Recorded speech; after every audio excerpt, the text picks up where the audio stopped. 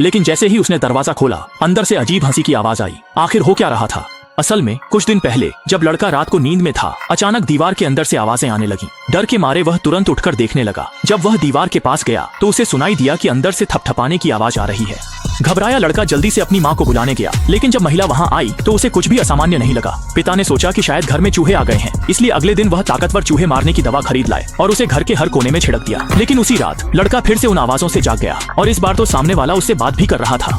लड़के का स्वभाव अंतर्मुखी था। उसने सतर्कता छोड़ सामने वाले से बातचीत शुरू कर दी। अगले दिन खेल की कक्षा में गुंडे ने लड़के को परेशान करना शुरू कर दिया। उसने लड़के द्वारा मेहनत से बनाया कद्दू का सिर भी पैर से कुचल दिया। दुखी लड़का मजबूरन रजाई में छुपकर रोने लगा। इसी समय दीवार के अंदर छुपा राक्षस उसे दिलासा देता है और कहता है कि उसे उस गुंडे को ढूंढना होगा और उसे इसकी भारी कीमत चुकानी होगी। लड़के ने ध्यान से सुन ली। अगले दिन जब लड़का स्कूल गया तो उसने मौके का फायदा उठाकर गुंडे को सीढ़ियों से नीचे धक्का दे दिया। सोचा नहीं था कि धक्का इतना जोरदार होगा कि गुंडे की दोनों टांगे मौके पर ही बुरी तरह टूट गईं। पिता को पता चलते ही गुस्सा 7वें आसमान पर पहुंच गया। उन्होंने लड़के को तहखाने में बंद कर आत्मचिंतन करने का फैसला किया। लड़के ने समझाने और माफी मांगने की कोशिश की, लेकिन पिता की दया नहीं पा सका। लड़के के मन में नाराजगी और घृणा पैदा होने लगी। लेकिन ठीक उसी समय लड़के ने अचानक देखा कि वहाँ एक छुपा हुआ रास्ता है और उसमें शायद कोई व्यक्ति लेटा हुआ है, जिससे वह डरकर एक कोने में छुपकर धीरे धीरे रोने लगा।